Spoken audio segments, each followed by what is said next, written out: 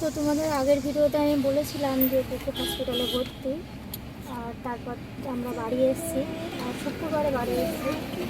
তো তারপর ডাক্তার বললো যে এখনও পুরোপুরি যেহেতু সুস্থ হয়নি, আর হসপিটালের চার্জ অনেক কস্ট ছিল, তো আমাদের অল্প কিছু ইনক্রিজ হওয়াতে প্লেটলেট হোয়াইট ব্লাড সেলস, তো সেই জন্য আমরা ডিসচার্জ করে দিয়েছিলো। তো বললো যে বাড়ি গিয়ে আবার রিপোর্ট করতে হতে পারে। তো আমরা যে ডাক্তারকে দেখাচ্ছিলাম সেই ডাক্তারকেই দেখাচ্ছে, তো উনি বললো যে রিপোর্ট করতে হবে। তো আগের দিন করেছি, ভিডিওটা তোমাদের করতে পারিনি, আমি শ্যুট করতে পারিনি, টেনশনের মধ্যে ছিলাম। রিপোর্ট খারাপ এসেছিলো, প্লেটলেট অনেকটাই মানে বাড়ছে, কিন্তু খুব ধীরে ধীরে বাড়ছে। আর যে ভাইরাসটা ধরা পড়েছিল সেটা তোমার হচ্ছে লিভারে কিছুটা ক্ষতি করেছে, লিভার প্রবলেম দেখা দিয়েছে বুকে।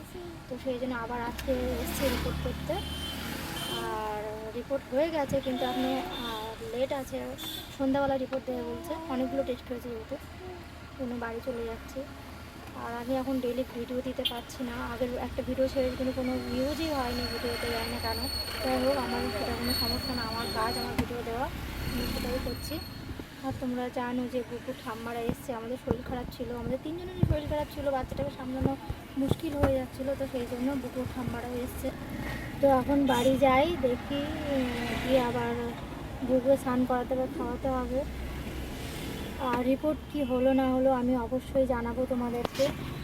আর হয়তো এই রিপোর্টটা ভালো না আসলে হয়তো আবারও রিপোর্ট করতে আসতে হবে। আর এইটুখানি বাচ্চা, ও রক্ত দিয়ে দিয়ে যেন ও খুব কষ্ট হয়ে যায়, আমাদেরই খুব কষ্ট লাগছে, বড়োদেরই সুচ ফোটালে কতটা কষ্ট, আর ও তো বাচ্চা, একদিন ছাড়া ছাড়া রিপোর্ট, এক দুদিন ছাড়া ছাড়া রিপোর্ট করতে হচ্ছে।